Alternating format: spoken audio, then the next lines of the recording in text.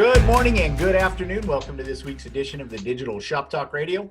I'm Tom Dorsey, and today we're going to be talking about data. We're going to be talking about turning data into dollars. And so you want to sharpen a pencil? We've got the Duke of Data joining us today. Welcome back, Adam Bendzick from Pro Service Automotive. Fantastic to have you on because we know, through the conference, through the show episodes that you've been on, most of our conversations are revolving around that business control panel and what you do with that data and how it has been a critical tool for you, Adam, right? To be able to make that transition from a paper-based kind of traditional shop to the shop that you've built today, the digital shop that you've built today. And so we're really excited to have you on. Welcome, Adam. Thank you very much. I appreciate it. Glad to be back. Yeah, sure. And as you folks know, regular listeners, Adam's always lurking in the chat anyway, always keeping us honest, always keeping us on our toes, right? And always driving great conversations here in the show, live, but also on the Facebook forum. And so if you're not registered in the Facebook forum, make sure you get over there. Just search for AutoVitals Partner Forum or Digital Shop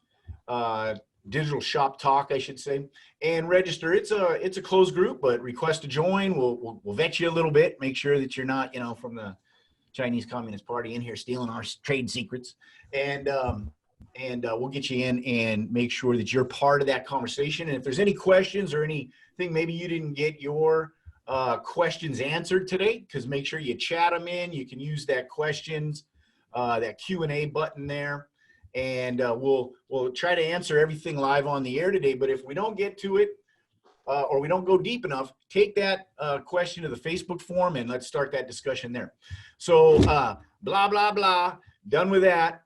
Let's get right into the details. What we're going to be talking today about, is really an interesting, and it's something we've talked about here internally a lot at AutoVitals. One of Uva's favorite movies and probably a lot of ours.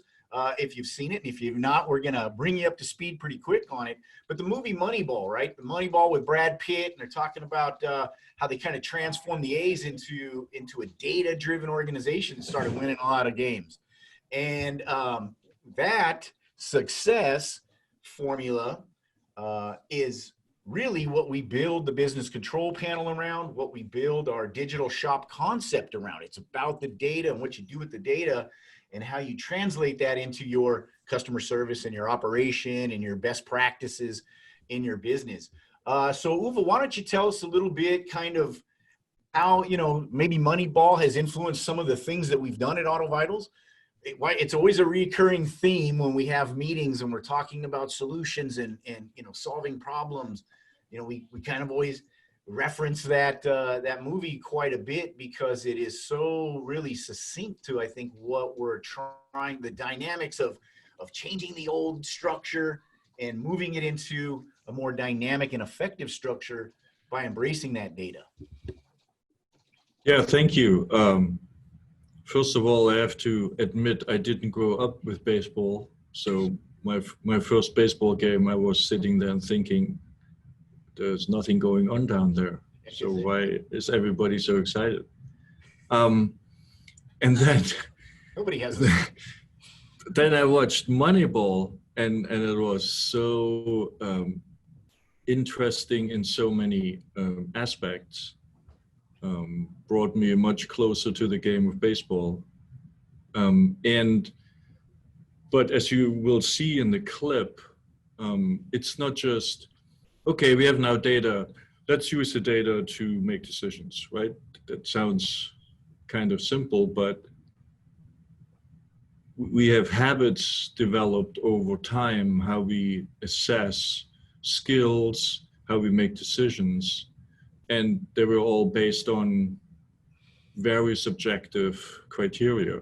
And as you can see in the Moneyball clip, I mean, the scouts made a living of their personal assessment of a situation, in this case, the player's skills, right?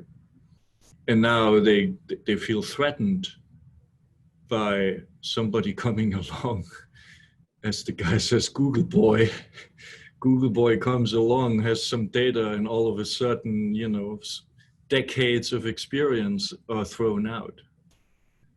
And that is a little bit what we are doing, right?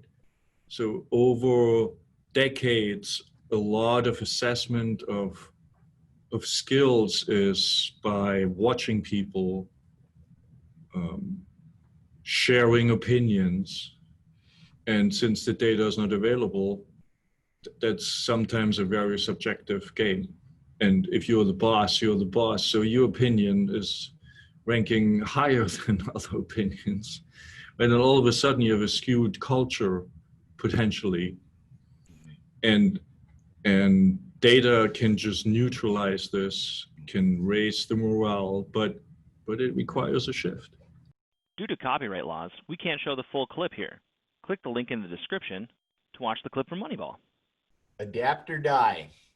So, that, like I said, that is, I mean, it couldn't have been a better scene, right, for what we run across all the time. I mean, Bill, Connor could speak to this, right? I mean, that's one of the first things that we really have to address when we first bring on a new shop, right, is to say, hey, kind of, here's how we do things, and this is how it's going to work. And so a lot of times people go, whoa, I've been doing this 30 years.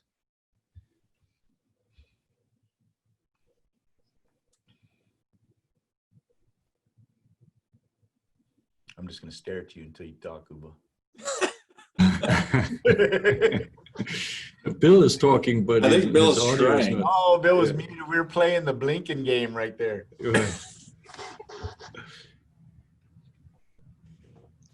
Right, Bill? Do we got audio? Good audio for you? Doesn't Nope. look like it. Nope. Well, we'll take it to Adam. So, Adam, kick us off, buddy, is that's in a nutshell, probably you came to that crossroads almost when you were first seeing some of the depth, because it is about, yeah, sure, and for folks, just for an understanding, we're not looking to replace the experience. The experience and the wisdom and the knowledge is critical to your success. What we're saying is you get to enhance it through analyzing some data you probably never even thought of looking at before. It might be how many steps somebody's taken to go to their workstation and back to some supply rack. But the data that AutoVitals is looking at in the BCP are behavioral data that your technicians and your service advisors are using in the process to engage with that customer. And if we can analyze that and we can start to think who does things well, maybe we start to make decisions like Billy Beane did in that clip we just watched on, I don't really care, if he's, not so proficient here. If we focus him here on this, we're going to get the results that we're looking for. Exactly. Yeah. I mean, that clip is perfect for the way auto repair shops maybe should be looking at things. I think the biggest thing that stood out to me in watching it, I've watched the movie several times, but just not recently, is that the older gentleman that is there talking to Billy, and he just is kind of dismissing what the younger guy is saying just because he doesn't have the experience and he doesn't have that wisdom, so to speak, that's been built up over the last 29 years. But the thing that the younger guy is going off of is he's going straight off the data. He is not going off a hunch or a gut reaction or anything like that.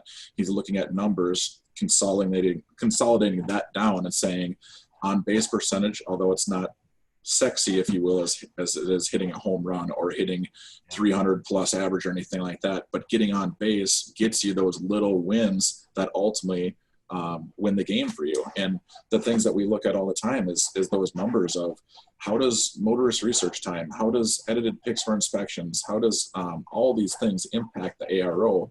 And then you take the big things, like a lot of people focus on a batting average kind of thing and home runs. It's kind of like car count. And it's kind of like ARO and everything. But what contributes to getting to those high sale numbers is all of the other little components that nobody really focuses on unless you take the time to actually do it. So, with that business control panel, whether you dive deep into it and you set up a bunch of stuff and you actually look at the spreadsheets, or you just have your product advisor go through there and set up certain thresholds that you want to get emails about and alert you when things are out of place, no matter how deep you dive into it, it still can be beneficial to track the data. So is my microphone working now? Yeah, there you go. All right. So kind of when I'm working with shops, I tell them, I said, look, whether you can believe you can manage with data or whether you believe you can't, you're 100% right. I said, so let's go ahead and use the data to start you out on the right path and measure every time, every week, identify a couple things to work on, and then set up where you actually measure and use that data to keep your shop moving forward. Again, for so many years in the industry myself, everything was done by either memory or seat of your pants. But when you get to where you can use the data where nothing's personal, you're just saying, this is what it is, this is what we need to do, and we need it done by this date, and could see you're trending in the right direction, it's a beautiful thing. Yeah, definitely. And Uwe, when kind of we started to introduce the quick wins concept, right? And that's getting on base, right? The selling the cabin air filter and focus on cabin air filter sales or alignment. So that might not be the big home run and the crowds get up and cheer and your A-Tech walks around strutting because he's going to do this big ticket job, whatever it is. It's getting a run. It's getting on first, right? And you keep loading the bases that way, and that's how you score the runs. And so, what I would say to folks, if the quick wins is a new vocabulary to you, if you haven't heard it coming from your AutoVitals trainer or, ran across it in the Facebook forum and help.autovitals.com, raise your hand, right? Make sure you bring it up in your next check-in with your AutoVitals advisor. Talk about it on the Facebook forum, ask some questions, because it really is the basics. It's the easiest path to making that transition away from seat of the pants, like Bill said, to Billy Beane's kind of data-driven, Adam Bendzick, I'm going to say Adam is Billy Beane, his data-driven shop performance that, y'all have seen Adam on the podcast. I don't need to brag about his numbers. It's been a pretty incredible growth story for him. And it wasn't luck. I'll say that. It wasn't luck. It's commitment and making that commitment to operating from the data perspective in a smart way, right? Work harder or work smarter. Data helps you work smarter. Yep. One thing that's helped us too in that transition, that maybe if you've ever watched the full movie, is Nick and the rest of the guys that are here, they were more receptive to the data, and they grasp it a lot easier, where in the movie the head coach is resistant to it, all those scouts are resistant to it, and it made it much more difficult. And it seemed like Billy was like the bad guy for trying to do it this way. What we've been fortunate with is that, to the best of my knowledge anyway, none of the guys at our shop view me as like the bad guy. They're like, hey, no, he's spending a lot of time putting together numbers, but then they're also contributing to those numbers and they're making them work. So it's been really nice to be, to have the staff that we have that really care about it as much as I do. Because without that, it's hard. Like all those players that come in that movie, David Justice, Scott Hatteberg, all those things, like they even question, like, okay, why do you want to have me sign? Like my knees are weak and my bat speed slow down and this and that. But then Billy almost instills confidence in them by saying, no, like even though you don't produce the home runs and the big batting average and all those things anymore, you can still contribute to our team in these certain ways and you're an asset to us. And it almost brings this newfound confidence to them in doing so. And so can I you don't want to brag, but I think we should name the numbers. And the Bill's numbers and Adam's numbers. So Bill's numbers at the end of the movie, right, when he gets invited to the Red Sox to become the general manager and declines, the owner says, the Yankees have won as many victories as you have, and they spend $1.5 million on every single one. You spend $264,000. Yep. Right? That puts it in perspective. Adam increased the revenue per employee by $100,000 in 3 years. Just imagine that. What business is capable of doing that, right? And so there is real amazing outcome possible if you stick to your guns and make the data work. I just want to mention that this is huge. This is not just us having fun here on the podcast and we don't have anything else to talk about. Yep. This is huge. This is So- life changing. Really, so- it is. So when you have an employee that's digitally resistant, so they're going to be assimilated into the digital world at some point or another, and that's where the quick wins come into play. If you can go ahead and show them exactly by doing certain things where they generate revenue or more hours for themselves very easily by following a process, and you're doing that only on one or two topics, and then after they get that dialed in, add some more to it. So again, everybody's going to be digital at some point. You know, there's no point in kind of spreading it out over a long period of time. Create them quick wins for them. You know, choose a few topics and get them started right from day one. Don't wait, 6 months into it and then say, hey, now we can show you how to get some quick wins. Quick wins should go ahead and start right from, the first month or two when you start getting integrated. Absolutely. Yes, exactly. It's much harder to learn something, or it's much easier to learn something new than to change a habit, right? Maybe that made sense, but you get my gist. But I want to get back kind of to what Adam was talking about, is because it changed the culture on that team, right? And saying, hey, I've analyzed where you are able to understand your contribution and your biggest value, and then actually take advantage of that, so that every day you strap your boots on, you're going to work to add value and be a critical component of a team. Man, that changes your attitude. Boy, does it change your performance. You start getting more done, and you're making less mistakes, and you're more focused, and you're better, adjusted and happy, and getting along better with your teammates, and all of those folks start to have that same influence, right? That rising tide will float all boats. And so, Adam, how did that, was it something noticeable? I know you're already running a great team, but how have you kind of, visualized or experienced that culture shift as you went more away from hair on fire, seat of the pants, to plans, right? Having a plan. Yeah. Some people are going to grasp it, some people aren't. For the most part, our team has, and said they're going to buy into the concept and everything. Some are more, it's interesting. Like, I'm not going to bring up the names of our guys in the back right now, but Nick and I, I'll bring up him because he's always topic conversation at our shop here, is we were talking about it yesterday, where one of our technicians started with us, let's say 3 years ago, and then another one started 2 years ago. The one that was started 2 years ago is more involved in doing like a thorough inspection and detailed notes and everything like that. Like, he is phenomenal when it comes down to taking good quality pictures and videos and everything. The interesting thing is, you would think that the guy that was here for longer would be more of like that role model, so to speak, where in the Moneyball clip, there's these guys that have been with that organization for however many years, they have 30 years. But then what ended up happening throughout the movie is they saw that because of this younger guy, Google Boy's data, that they started buying into it and be like, hey, this guy knows his stuff. Like, this is proven to win. And the fan base starts to come out to the games more.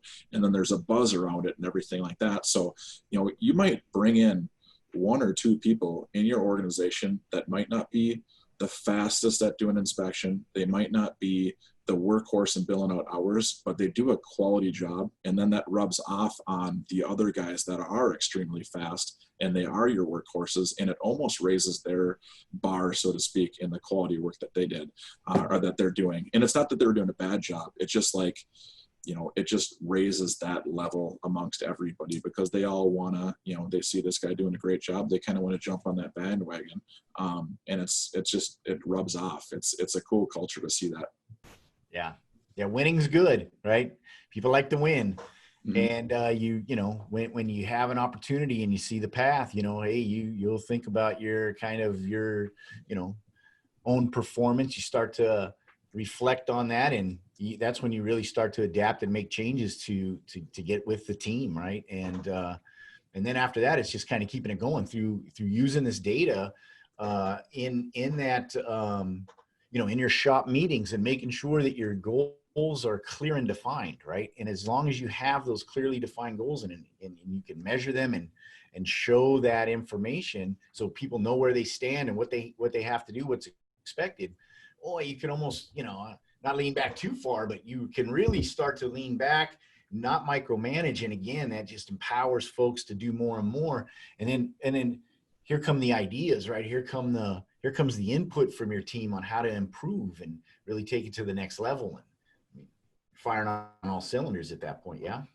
Without a doubt. Yeah. I mean, it's definitely just like you said there, of you make this change and then they start seeing that and adapt to it. And now they're not as resistant, but then they also come up with their own ideas. And for me, like, I've been able to focus more on the business side of thing. Obviously, I've come on the show a lot more and everything like that, and the Facebook forums and the different things. But it's Video made it editing, making awesome tear-jerking videos. Yeah, exactly.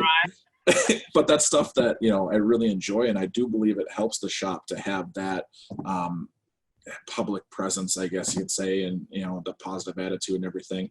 But the way that I've been able to do those things was because the staff has bought into that and they value those things. And what I used to be like, and I still am, definitely still a control freak and looking at numbers and stuff, but like letting guys do their jobs because they see through reports and emails and different things like that where they're doing great or maybe where they need to improve upon and all those things. And a lot of times they're bringing up numbers to me of data that they're looking at that I haven't even looked at for the week yet or the day yet or the month yet or whatever, because they're in tune to those things going on and now they value it. So it's definitely been great with that. Like the guys up front with Nick and John, they're constantly looking at sales numbers, but then they're also looking at GP percentages and different things. So they aren't discounting too much and they aren't having too many warranty claims that are bringing down our GP and everything. Like when you kind of at the top, if you start breeding that culture of, okay, here's the things that I care about, here's why, and then they can see the value in that. Now, even though they might not be as deep in a spreadsheet and everything, if you lay out an easy result for them to accumulate, like the business control panel or a dashboard on ProTrack or whatever, something that they can see on their own and click to it on their own, then they pay attention to it a lot more and they value it a lot more. Oh, that is. I mean, that's advanced, right? Can you take us back to when you started this? When did you make data part of your shop meeting or another kind of routine you developed where people got interested in data and saw the value? Yeah. Hey, and real quick, Adam, sorry, but before you do that, I just want to, this is a good opportunity. I don't know if you guys saw Tom Seagrave's question in the chat, right? But it dovetails so well with what you're talking about, is that you get a different perspective. And I think his question is really interesting, right? He's asking, has anybody measured the effect of using OEM parts versus aftermarket on cycle time and touch time, right?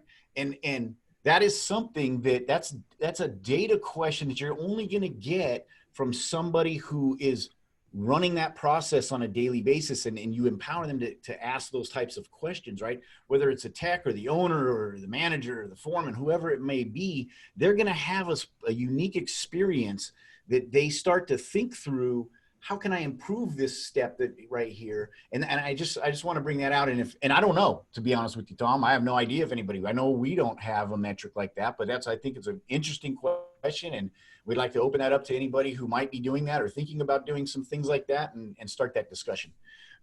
Thanks. I just want to get that in there. Thanks, Adam. Yeah, absolutely. So going back to Uva's, do you want me to try to answer that question first, probably? So as far as our data, we don't have anything specific to like dealership or anything. I'm sure I don't know through AutoVitals that we necessarily could, but through ProTracker, we definitely could pull up whenever we have a dealer part, we type in dealer and the manufacturer, and then it has a different parts marked matrix and everything. So I know I could pull up a report by manufacturer, cycle out that part of it. I definitely couldn't tell you cycle times and this and that maybe would make the jobs faster or more efficient or anything like that. But we could cycle it down to condense it down to how many warranty claims have we had when the dealer has been marked in the manufacturer code or whatever it might be. So, that data we could pull down a little bit, but probably not as deep as what he seems to be talking about there.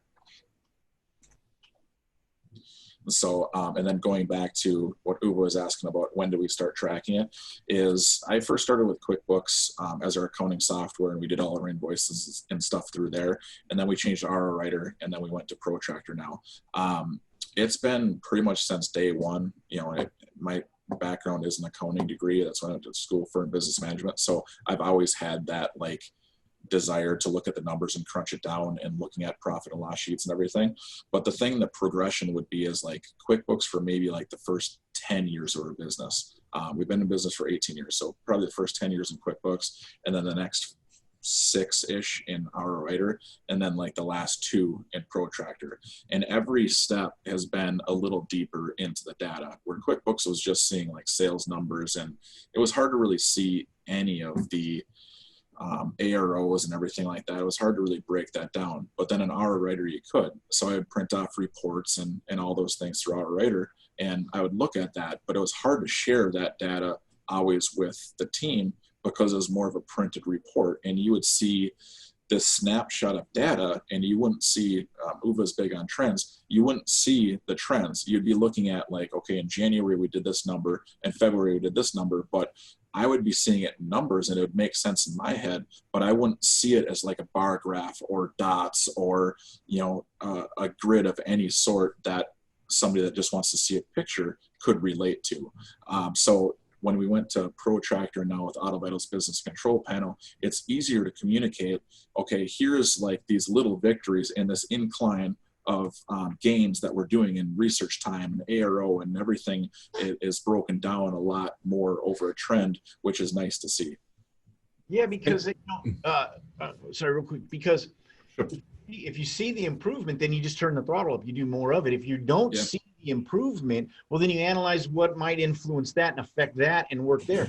If you still don't move the needle, hey, you know what, maybe that isn't an area of focus that you need to focus on. And one thing, just real quick, also on that Facebook forum and the work that, you know, John Long, by the way, who's having Greek Appreciation Day for lunch over there with lamb burgers and Greek salad. And, you know, if you, any Greeks in Texas, or take your Carter Shirts Automotive to get it repaired, because it's Greek Appreciation Day and probably got a little 10% bump off of your the tire rotation and balance.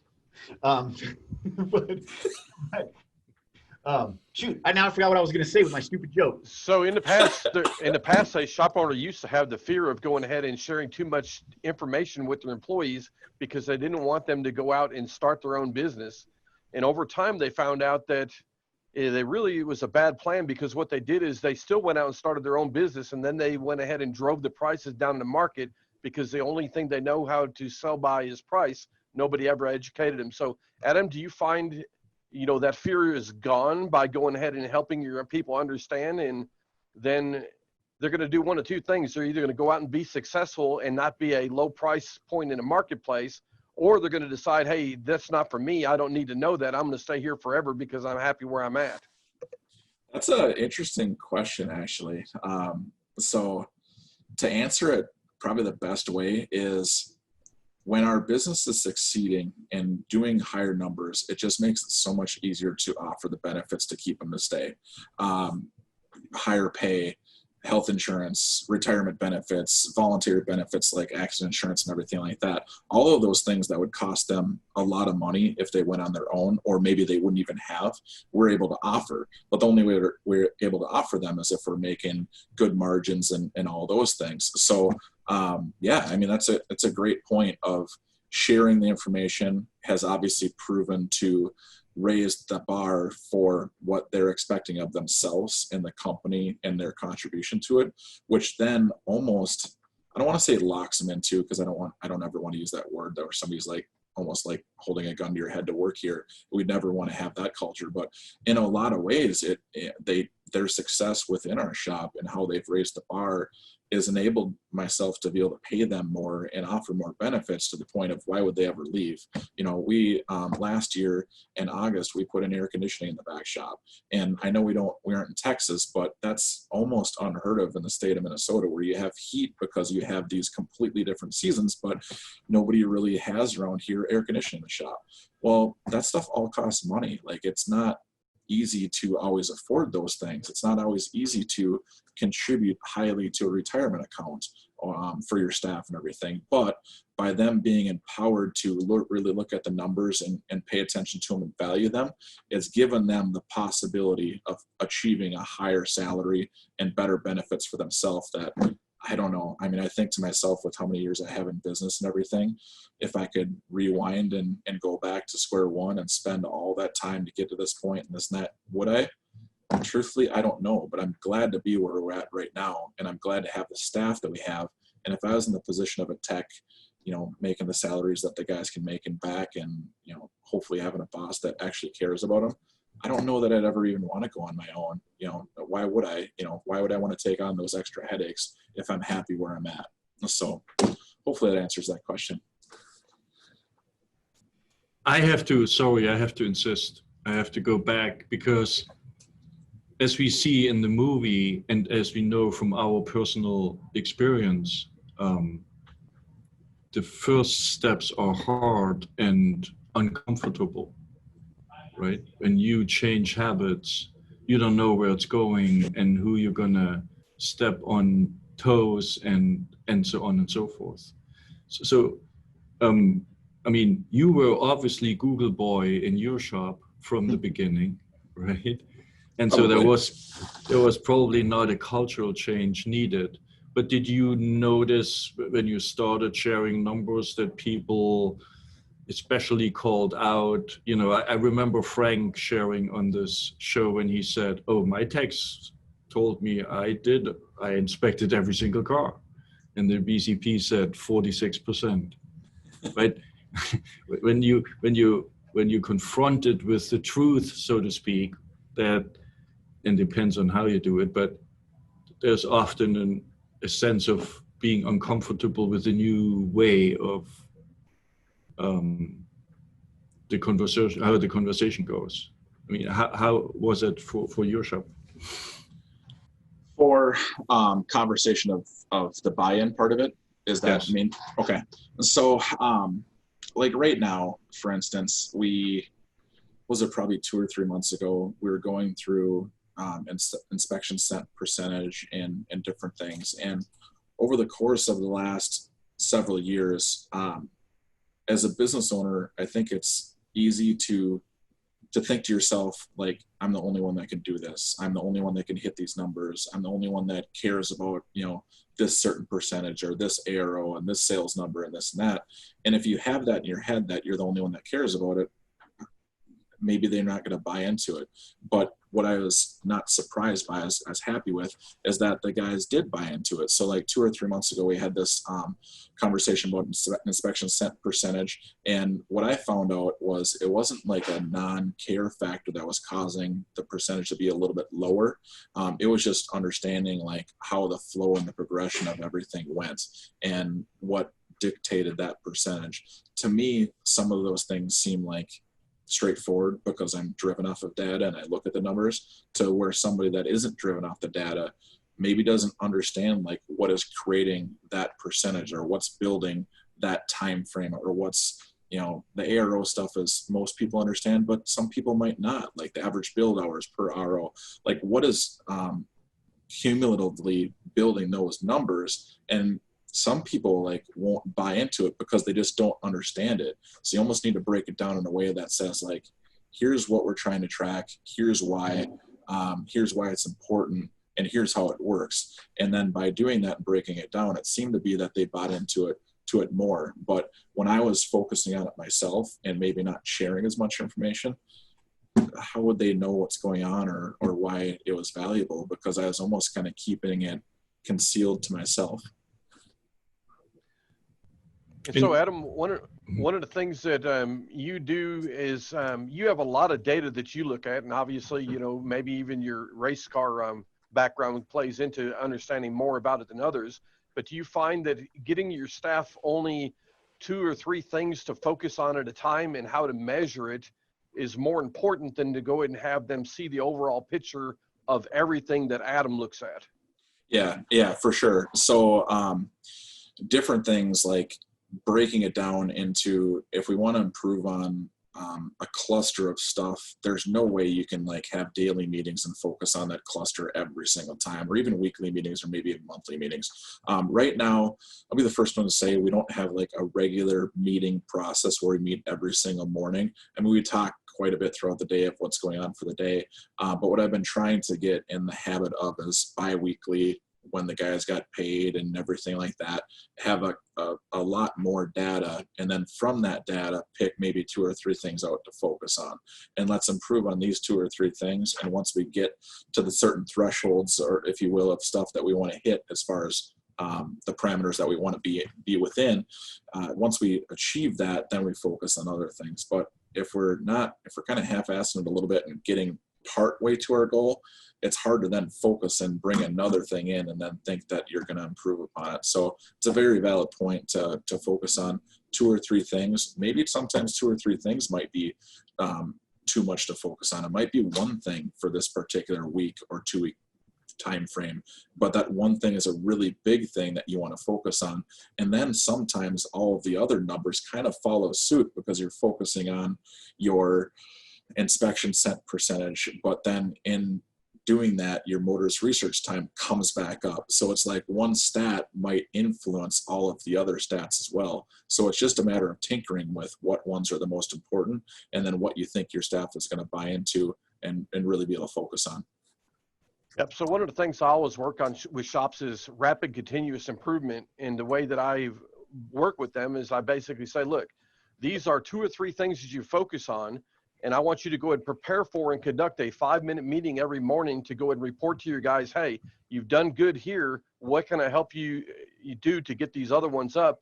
And I found by going ahead and having that 5-minute run through in the morning, preparing and keeping that in focus, they can get that knocked out pretty damn quick and then move on to the next ones. Mm-hmm. So that's why I was asking that question, how are you focusing? And then the next step from there is to go ahead and identify a couple things for each employee, document them differently, because each employee is going to be on a different place in the journey. They're not all superstars, and they're not all dragging at the back of the pack. And then they can have individual KPIs that an employee is working on. So a lot of techs, they don't like marking the jobs complete on a tablet. That may be that guy's KPI to work on. And if you focus on it and report to them, or let them see for themselves on a daily basis where they're at, it kind of knocks it out really quick.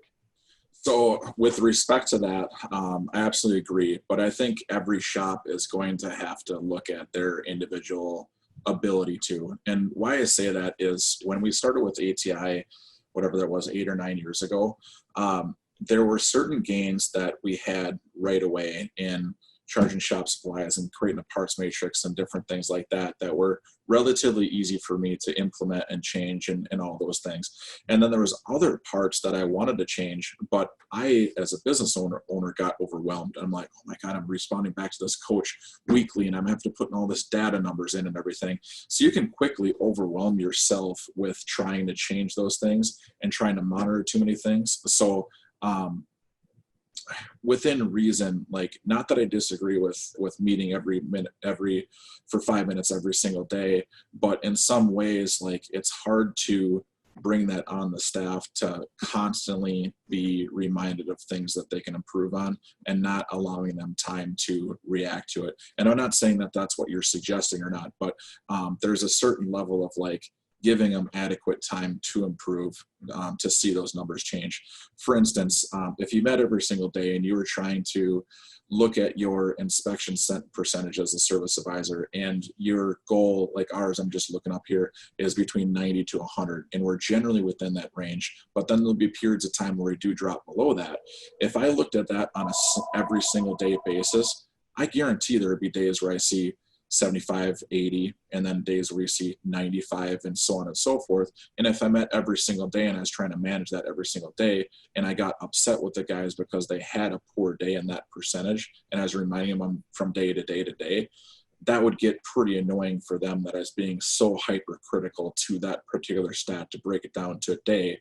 That might be influenced by a technician that had a carry-in tire that they were doing a mountain balance on, and the technician mistakenly like clicked warning light topic and marked it green on the inspection, where that carrying tire doesn't need an inspection, but nonetheless, like the stats are skewed on account of just that one tire. So I feel like if we don't have a lengthy enough amount of data, sometimes you might be almost micromanaging too far and potentially giving them incorrect information and being like, hey, we need to improve here, when you really don't, because you need a bigger cluster of data. Oh, there's no doubt about it. If the resolution is too high, you're just measuring the noise, and then you conclude the wrong conclusion. Mm-hmm. But I think there's another element, what Bill said, and that is, I don't want to sound too theoretical, but there is a clear way how you learn stuff, right? There are the 4 phases of learning. You know, the first phase is you don't know that you have a need for learning. The second phase is you know what you're doing wrong. The third phase is you're trying hard to do the right thing. And the fourth phase is you do it unconsciously right. Right, my favorite example is when we all were kids and had to learn how to eat with fork and knife, or how to tie our shoelaces when they were still around. You know, it's really hard to learn this stuff, and you can not do anything else in parallel. Today we carry a conversation at dinner and eat with fork and knife, right? Because it's yeah, not at dinner. So the point I'm trying to make is, Bill's proposal to do a regular meeting, you know, helps build muscle memory, and then it's just built into your normal behavior consistently, and you don't need to think about it, right? And I want to share some data. We, you know, shops have picked up car count in June based on our stats dramatically, and we see for some shops inspection rate drop. Right? So obviously the muscle memory has not been built there. Right? It's seen as a luxury now to do the inspection because the car count is so high. Right? And so there is a certain actually question for you: how would you avoid that from happening? How do you build muscle memory so it's like everyday stuff? Yeah. You don't think about it anymore. Yep. Yeah, I think there's like a certain level of having somebody that's looking at the data consistently and monitoring it, and then also setting up like your intervals of when you're being alerted. Because the thing is, for me, is like, if I was looking at those individual sheets every single time and reloading them with different dates and everything like that, it gets to be a lot to manage. I mean, it can be a full-time job managing Right. data, literally. It might even be, you know, where you need 2 people to do it. So setting up certain alerts and everything that goes out to the entire staff. When looking right now, like we have an ARO lower threshold of 450 and upper threshold of 550, and it's monitored every 7 days, and there's alert every 30 days, no matter what happens. Like having those things set up correctly is sometimes some of the data that I don't need to even bring to their attention through a meeting. They get the alerts the same as I do in sharing that data. So in a lot of ways that helps to just basically get the information out there. And then, yes, when we meet about it, hey, do you remember Tuesday, this alert came through for inspection sent percentage or whatever. It was a bit lower. I want to address that. Here's what I think why, but we rebounded Wednesday, Thursday, Friday. So, you know, great job in doing that. So I think we address like the ups and downs of the days and the weeks and everything like that within our meetings. We just don't maybe do them every single day. And that's not because I don't value it. It's just what works for our particular situation. Right. But that's also too, is like, as much as that, I'm almost using an excuse for myself in doing that, because I like right now, and with lifestyle and the kids and everything like that, I don't have time to do every single daily meeting like that. So, you know, for some shops that may work where they can just have that quick 5-minute meeting and create some data from the day before or the week before and bring it up. So it's not that I don't value it whatsoever. It's just right now with our business and our growth and different things like that, there's other areas that are requiring so much of my time that I haven't been able to focus on those smaller, or not smaller things. I don't want to disregard it, but those things that are a lot of busy work, I guess you could say, in preparing. Right. And you, when you are pretty advanced, right? So you focus on what is the next step in your development as a shop and as a team. So one of the things Adam's run up against is every shop owner or implementer that I talk to is it's not your job to do everything yourself. It's your job to educate somebody else and then delegate to them and then measure and make sure they carry out your plan. Otherwise, you can't grow, you can't take a day off, you can't go on vacation, and you can't go ahead and grow multiple businesses. So, you know, education and delegation is the key to a owner implementer long-term success.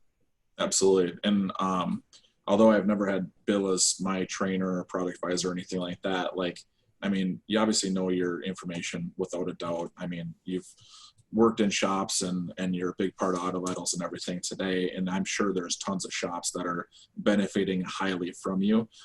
When I was going through ATI, you know, we had different coaches throughout that entire experience. And there was periods of time where I wasn't giving them all of my attention and wasn't buying into it and wasn't always listening and this and that. And it just took me a longer time to get there. So, you know, when you have guys like Bill is your product advisor, I'm sure Bill is for some of your clients, not speaking for them, but you're probably hammering information to them about you should be tracking this, you should be paying attention to this, here's why this is important.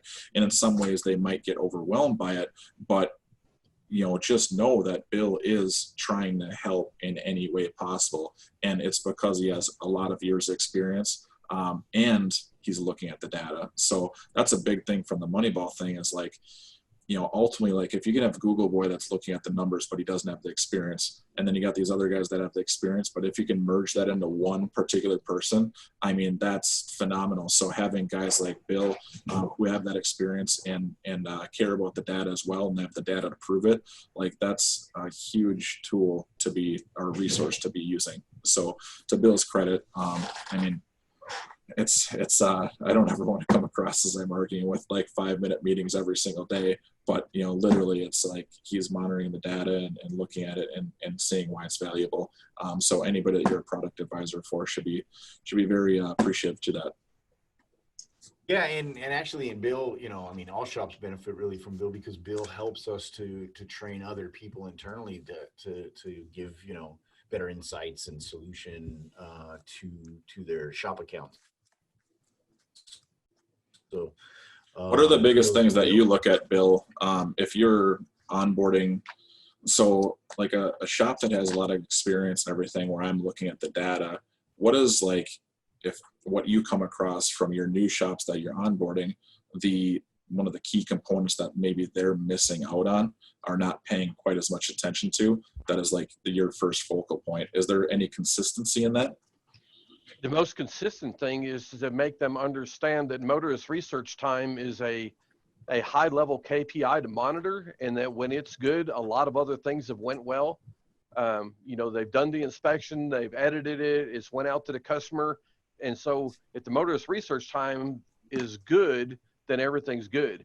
And then, you know, to see if they're doing a good inspection, number of recommended actions. You know, if the technician isn't recommending anything, if they're not writing a prescription, then nobody else can go ahead and fill it or do anything else with it. So there's a whole list of things that I work with the shop on, but I go ahead and start from the first level is you got to do inspections, you got to make recommendations, you got to take pictures, edit them, and send them. And from there, we can start auditing the quality inspections and moving them forward.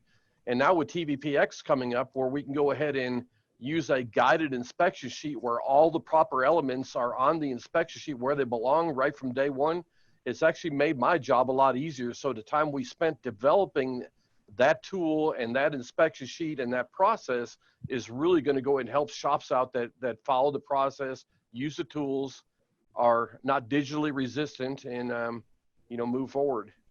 Absolutely, for sure.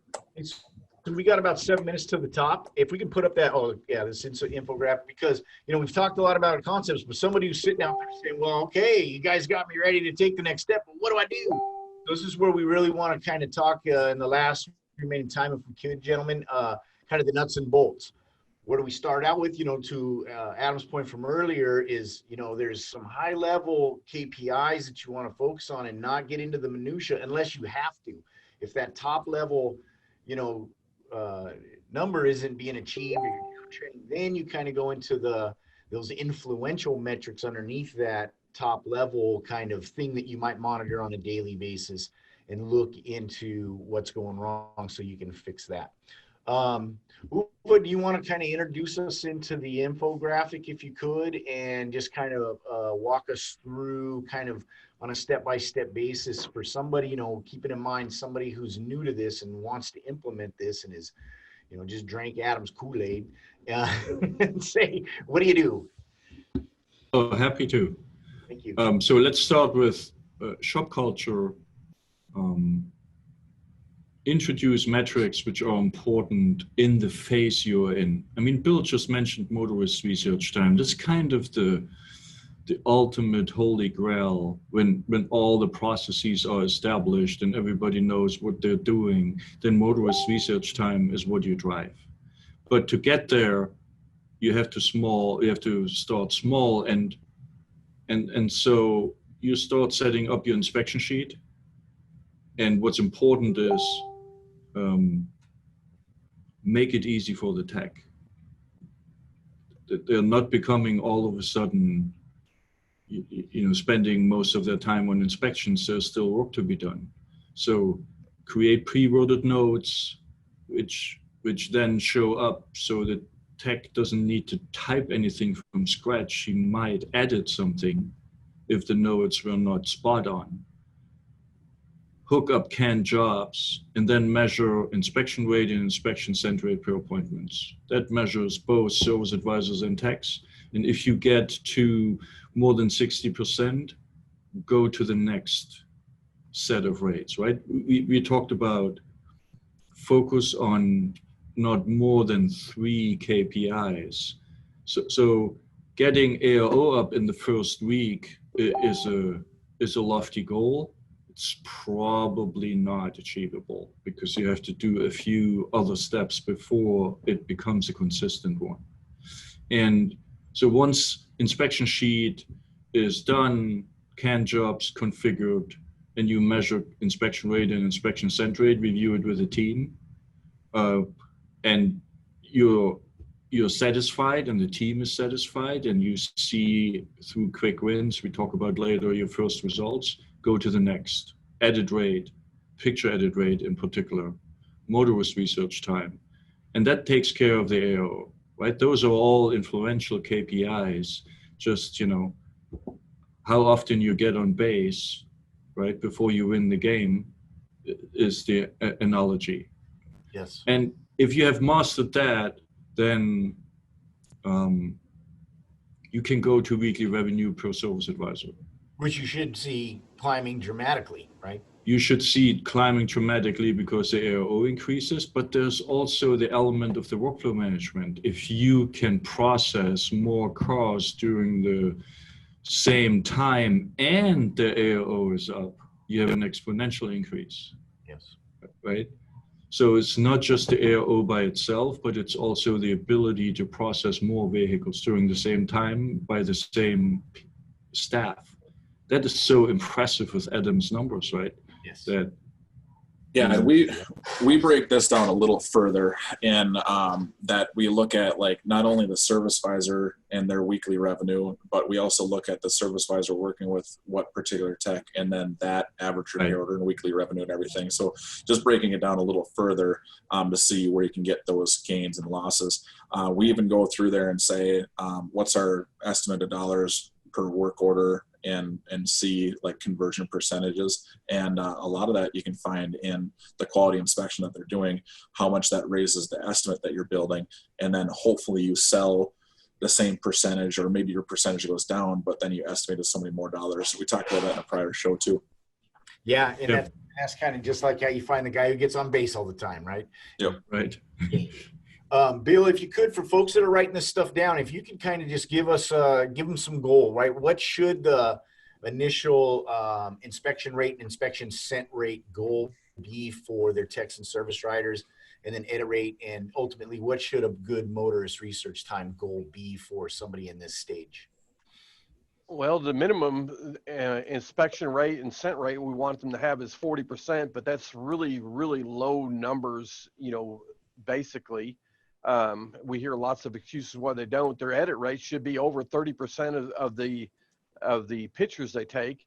And the pictures really, we don't really count the pictures so much as far as what they do with them. And so we want to make sure that the number of recommended actions on a repair order is something you want to look at. So for most shops, if they're an all make and all model shop, you know, they're going to see somewhere between 5 and 7 on average for the most part. And then if you're talking about pictures, they should go ahead and be a minimum of the number of recommendations plus their other required for, you know, walk around pictures, and pictures are going to take and document pictures with a measurement. So normally 12 to 15 is where they're at with a 30% or higher edit rate. There's no excuse that I can think of not to go ahead and send every inspection you do to the customer. So, you know, we would want that number to be extremely high. And then, you know, as they get going, we want to go and have motorist research time. We talk about being a minimum of 240 seconds, but I really kind of like number of recommendations times 60 seconds. And then that would be the number that I would shoot for in a shop that's firing on all cylinders. So we know in the shop, on average, if you're going to point to it on the car, tell them what it is, what needs to be done, and why, that's 60 seconds per recommendation. There's no excuse not for the digital number not to go ahead and match in the same realm. So hopefully that answers your questions. Can I share my screen on here? I just want to make sure, like, I think it's brought in later. I think we were kind of talking about the business control panel, and I just want people to see like what we currently monitor and how it's set up. Is that okay? Yeah. Just keep it. So let's make sure I go to the right thing. The kid show. Yeah. All right. So I think everybody should be seeing that. And we'll take it one step further. So basically, to get to it, go through and click on the 3 drop downs on the side, and then it'll open up, another window. And as I'm doing that, it'll basically, you'll see a spot for shop meeting, and then shop meeting brings you the business control panel. The things that we are monitoring, and your product advisor should be able to help you set this up the first time around at least. And I think they get emails monitoring the kind of the same data as well. So like our product advisor, Honey, she'll get an email. And if there continues to be like this trend of information that isn't fitting the parameters that we want to hit, she'll be alerted as well, and she kind of is that extra person making sure that I'm doing my job and managing the data. But we look at ARO, we have a lower threshold of 450, upper threshold of 550. You can change these numbers to whatever you want. So if we're regularly hitting certain goals, I might end up making it 500 on the low number and 600 on the high number. And then there's monitoring intervals and then alert intervals. And correct me if I'm wrong, but the monitoring interval says, all right, over a period of 7 days, are we within these thresholds? If not, it's going to send an alert to me, which is an email format. I actually get in text as well, that says basically you're out of this range over that period of time. And then the alert interval, no matter what, within this range of that 30 days is going to send you an alert no matter what, whether you're within the thresholds or not, just to kind of keep you up to date as to what you've been doing. Is that correct, Uwe and Bill and such? Actually, the alert and the monitoring interval is correct. The alert interval is the exact other way around, to avoid that you get an alert every time your threshold is either you're out of the range you defined, right? You just say how many alerts you want to get in a particular period of time. So if your monitoring interval is 7 days, or let's say 30 days, and your alert interval is 7 days, you get maximum 1 alert per week, and not 5 per day saying the same thing, right? Yep. So that's the difference. Absolutely. Yeah. So basically, like the things that I look at is like we have average build hours per RO, and in my head, like I'm trying to shoot for 2.5. So like our midpoint 2.25 to 2.75. I tend to get this alert that we're below that lower threshold. But then Stop real quick, because I don't know, you guys check me, but I think we're looking at your BCP, but I think you're showing us your notification setup screen. Yes. Yeah, and so we see the BCP. I don't know. Do you guys see the BCP, or are you seeing? We're seeing insights, not the thresholds. Oh, I'm sorry. Okay, I think I'm the wrong number. So the setup of it is kind of what I was trying to talk. Is that screen up there now? Nope, No. just tap on your menu where it says settings. Menu where it says settings. No, I think he might have it on a different screen. That's what I was trying to drag it to the right screen. Yeah, wherever the green frame from Zoom is, you got to get that green frame on the notifications monitor. If that makes any sense. Gotcha. So, I'm a rookie. But we can certainly take a screenshot of that and bring it over to the Facebook forum for further discussion too. There you go. There we go. All right, perfect. So basically, like, these are the different things underneath the settings that we're trying to adjust and monitor. So I agree with that. Motorist research time is huge. As I've been told, 300 is like an astounding number, or a great number to hit. We had it at 180 to 300. We regularly get notifications and emails and text messages that goes to our entire staff to say that we're above that upper threshold. So it's a nice thing that kind of says, hey, you're doing a great job with that. And then we use Hangouts messages and different things amongst our staff, and I'll say, hey, you guys see the email? Great work. You know, that's obviously proving that you're doing great edits and sending out the inspections properly and everything to be able to get those numbers. We tend to not struggle with inspection sent percentage, because when I look at the raw data, which you can pull up on, I believe, the insights part of it. When you look at the raw data of it, you can see like what ones didn't get sent, and the ones that we don't get sent are like the random, like somebody stopped in for like a tire repair, and you know, a guy clicked on something to take a picture of the tire, and instead of putting it on the work order, he put it on the tire line to then show that to the customer. And our advisor might forget to send that like one note on the inspection. So that impacts our numbers a little bit, but in general, we're in that 90 to 100% range. It just, for whatever reason, it's down a little bit here, but nonetheless, like, when you can set up these things and literally get text messages and emails about it, it's somebody doing work for you in the background, where you're not having to continually go to AutoWriter and pull up a report that has like a snapshot of data. You get to see the information in real time and trends and those things. And a lot of it, like, I don't have to sit here and pull up the data myself, because I'm getting the data sent to me in an email or a text message. So it's been huge for us with that part of it. The insights part of it is then breaking down and seeing some of those different trends, so to speak. And if I only had one complaint, is sometimes the spinning wheel takes a little time. But it's a lot of data that's accumulating. It's not overwhelming that it takes like way too long. But if you were to try to like pull up, you know, report and then change dates and everything, sometimes it just takes a bit to get to it. But that's why we have those monitoring intervals where I'm getting emails and text messages to say, hey, here's when something's out of range. Then I pull up this chart and then see certain things of trends of why it's happening. And you can definitely like break down the numbers and look at, like, this one's workflow moves, but nonetheless, like SE efficiency, like there's a pile of data. The only way I really learned about it was, yes, through my product advisor, but just messing around with it, changing time windows, asking questions to people that deal with this stuff way more than I do, and then setting the monitoring intervals so I don't have to continually always look at these sets of data. So hopefully this stuff and showing it is helpful to anybody that hasn't kind of dived into it a little bit. Oh, and that's great, man. I really appreciate that, because that's exactly what a lot of people need, you know, is it kind of, what is that formula and what do you do with it? So, yeah, you don't have to be in there digging around in there all day, every day. Is if you set up those notifications, then you get in and take a look. And the first thing you want to do is visualize it over a period of time. And then you see, you know, are you making higher highs and higher lows, or, you know, are you making some higher highs, but then lower lows, meaning you're getting even more kind of, you know, bigger swings in so that you're saying, hey, we're struggling with consistency.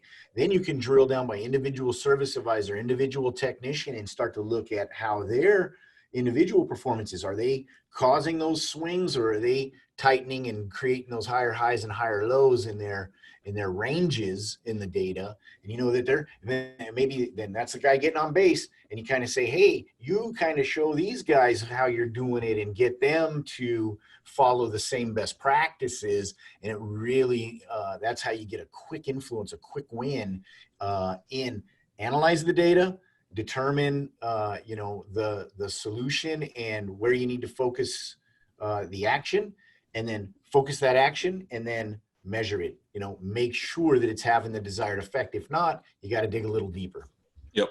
And we want to really develop the mindset of being the evil referee too. So every time somebody passes the goal line, we want to move that goal just a little bit, get them to run farther and faster. And what your job is to go ahead and find the peak level of performance for your unique shop, employees, customer base, equipment, and so on. So again, I like to go ahead and be that evil referee and just keep pushing them goals a little bit until you find your maximum level of peak performance. Just like Billy Beane. Exactly. And obviously I don't want to call out any certain staff or anything like that, but average number of pictures taken per appointment. I think 9, over 9 is great. We don't do the 4 corner pictures yet anyway. We haven't had an issue with liability wise or anything like that. I understand the value in it for sure, but this is just true inspection pictures, some good stuff, some stuff that's, not so good. But as far as going through it, you can see each one, Andy's at 9.62 and then Ronnie's at 10.97 and so on and so forth. So you can break it down by each individual tech to see it. Sometimes I miss the inspection metrics thing report like Uwe and I have talked about, but this is a good fill-in for a lot of the data. You just have to now figure out, instead of looking at that report that you're used to, it's kind of evolving into looking at it as a trend graph as opposed to a constant, just one number over a period of time. So it's taken me just a little bit to adapt to it. There's some information that's not quite here yet, but I know, we've been talking a ton about adding some of that data back to it. And I think, we probably will get there at some point. Seems like it's constantly evolving and there's more and more data that's being put on it every day, every week, every month. And really there's an Easter egg that's built into the multi-shop business panel control panel by Uwe that most people don't understand or use for whatever reason. It's called the Sesame Street program, where you can look at your employees stacked over the top of each other and start identifying which one of these things aren't like the other. So, looking at things really quickly to make a good, quick assessment, the multi-shop business control panel, to be able to see all your employees rank from high to low, look for discrepancies between one and the other, and then just start asking Uwe's favorite question, which is why, and proceed from there. Yeah, for sure. So, and Bill ended up through some of the Facebook conversation talked about the multi-shop. This particular page, you can take and put several different shops of what might fit in the category of what you're looking for, our shop here, but then reference it to another shop that's, maybe doing well within the program that has 3 to 6 techs, or you might have 1 to 3 or might have 6+, and kind of look at all the different numbers of how your shop is doing in comparison to theirs. If you're kind of curious as to how you are in comparison to ours, I believe the 3 to 6 techs, actually, I shouldn't say believe. I know the 3 to 6 techs actually is our shop. So you can kind of look at, the motorist research time and inspection percentage and pictures taken and different things like that. And not that you mirror yourself off of what we're doing, but I do that to the other shops that are the examples on here. Okay, the 6+ tech shops, what are they doing for revenue? What's their ARO? Different things like that. Oh, their motorist research time is 400 seconds and I thought 300 was good. Gosh, how can I maybe up it to that 400 mark? So by, trying to compare yourself, it's almost like that, how I referenced before, one of our 3-year-old techs to one of our 2-year-old techs, and kind of raising that bar because you brought in this another person that's really going out of his way on these inspections and everything, and how it's raised the level of everybody else. When you compare yourself to another shop, it's gosh, you think you're doing great in so many different areas, but then you find a couple here or there that you need to improve upon yourself, where you didn't even think you needed to improve upon, or that you could. So it's nice to have those references. Yep. And by the way, your motorist research time is 50.66 seconds per recommendation, in case you're wondering. So you're getting pretty close to that 60-second mark per recommendation. You just had to knock me down, didn't you? Well, you're not good enough just yet. Or let's go ahead and say this way: your customers say you're not good enough yet. So I track that with literally, hundreds of shops that I work with, and it's pretty good that, if they get recommendations done and they got a good inspection sheet, 60 seconds per seems to be. And if you're on a European shop, then normally, or a diesel shop, then normally it's going to be 90 seconds or 120, but you'll find your sweet spot. And then when your recommendations go up or down, you can use that as a kind of a mindset to set your goal. So it's always interesting to go and take numbers apart and understand how they work in unison. Yes. Sure.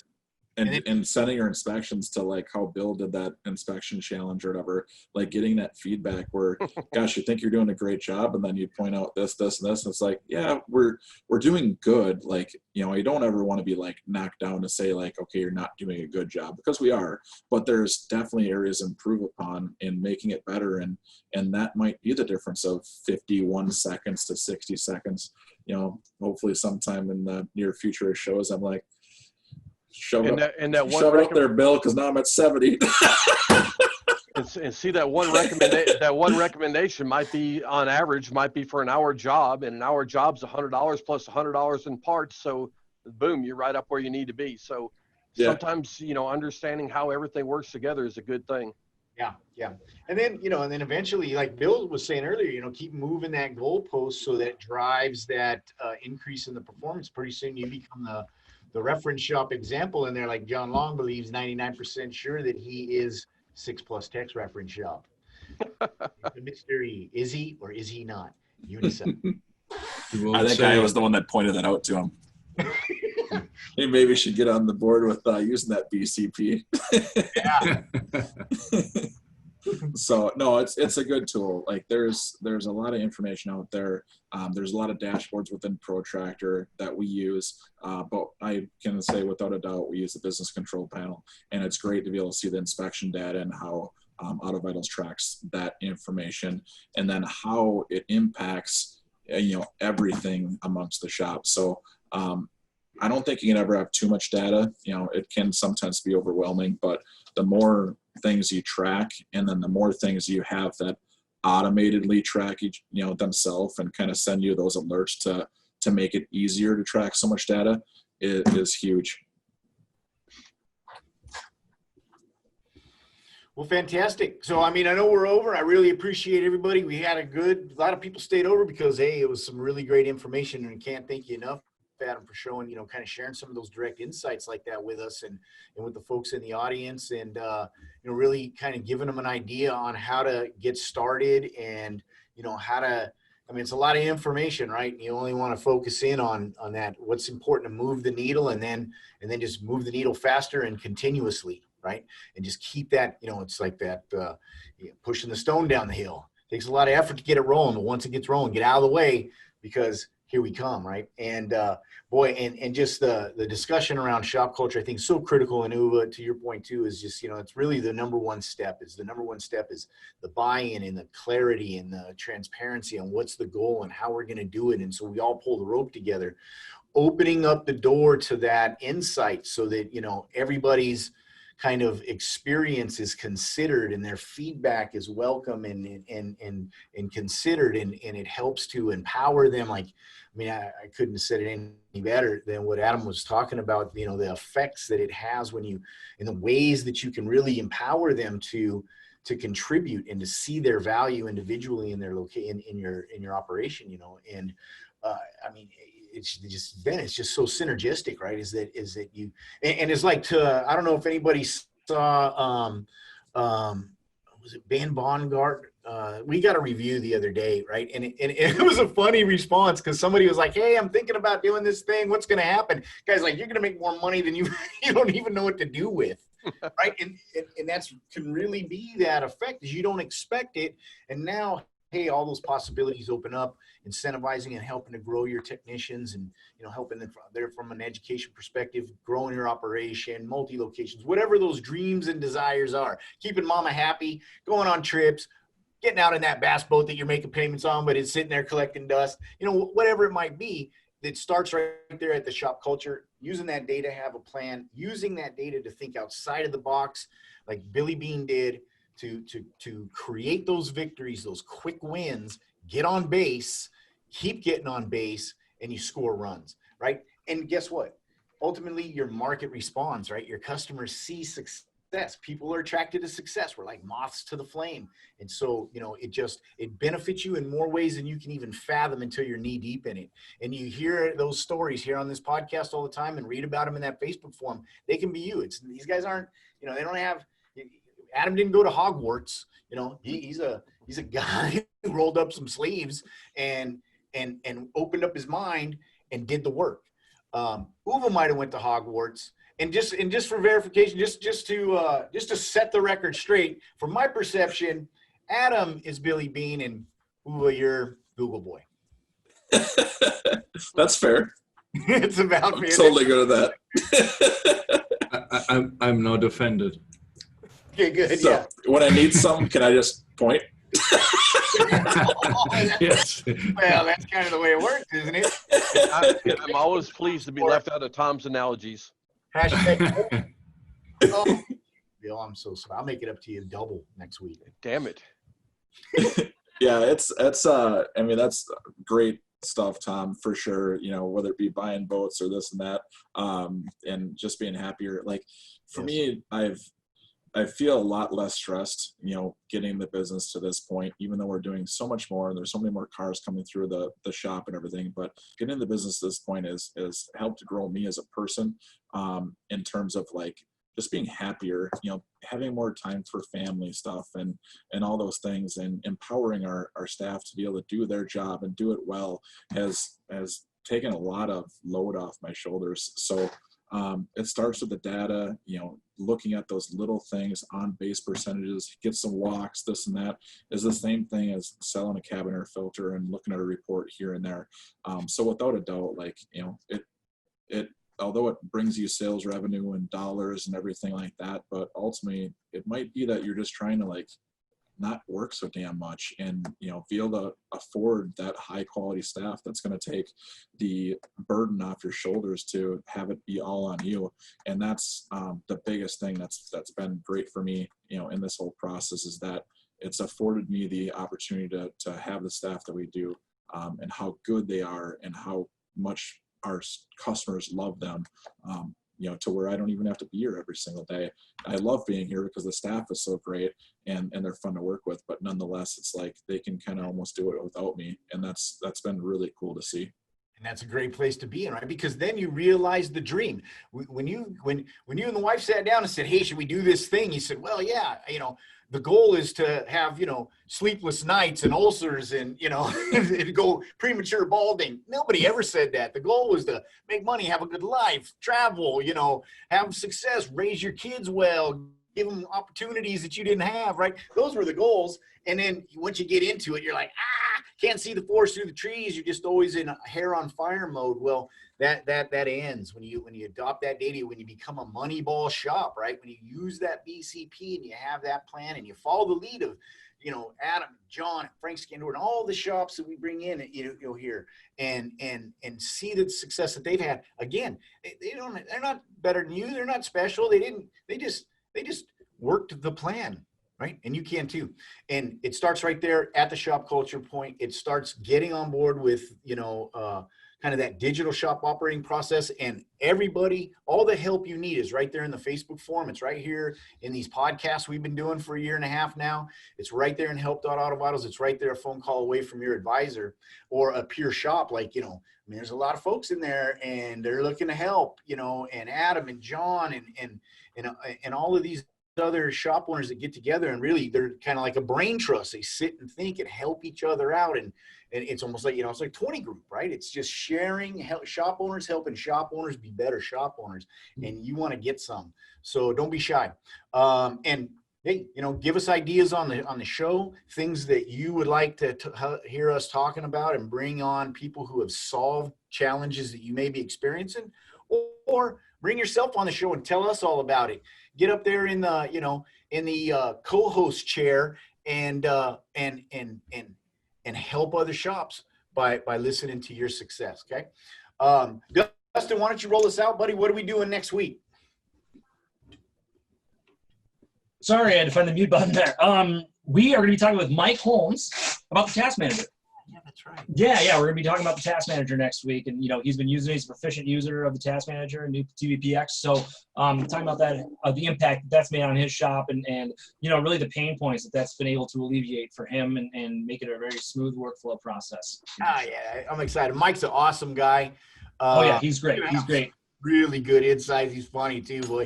And and so it's a great insight, right? Because TVPX is coming out. You're all going to transition to it at some point.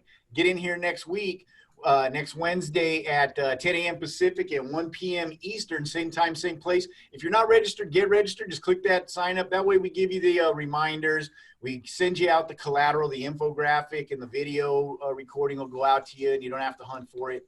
And you remember to get in here because you want to attend as live as much as possible, because it gives you the opportunity to ask questions and kind of help steer the conversation a little bit, and be selfish, right? That's what we're here to do, is to help individuals. And we can talk all about Adam's success or so and so success, but we want to hear about yours.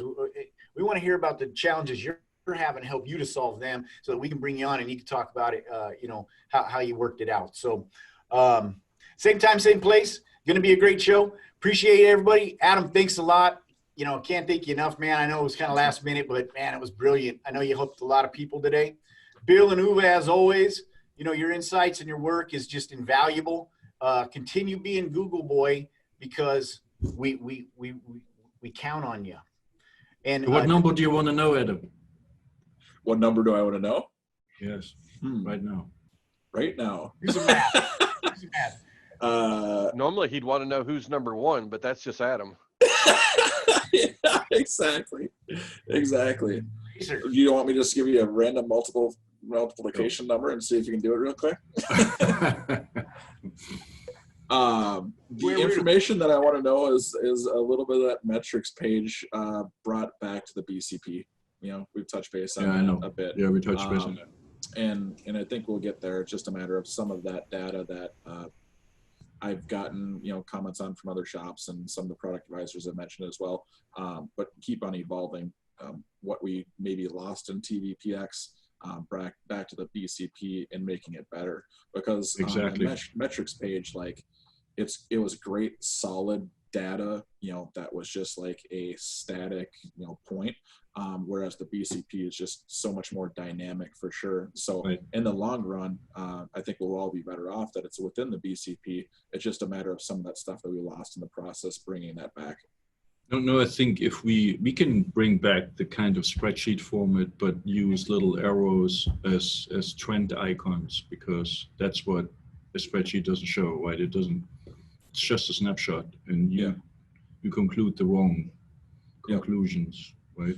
Yeah, I like potentially seeing, how many recommended actions a technician had in a cluster of a count of 300, and then I like to see that the service advisor and production managers have estimated 275 of them, or whatever it might be. And that trend that we had on the metrics page, being able to see that stuff on the BCP would be great. Yep.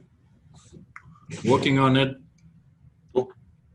That's all I got. Other than that, 1,000 times 450 divided by 32. Real quick, go. You can use Google for it. Yeah. And the answer is hamburgers. Yeah. Thanks, Adam. It was great. Absolutely. Thank you guys again. Let me know when you need any more help.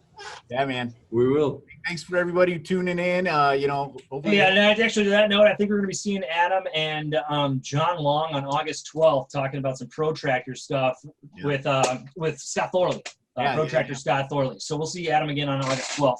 talking about that, and John's going to join us as well. So, yeah, stay tuned for that. Yeah, good one. Yeah, anybody that's a protractor user, Scott is phenomenal. So, I mean, that's without a doubt. You want to be on live if you have any questions. He's really, really good.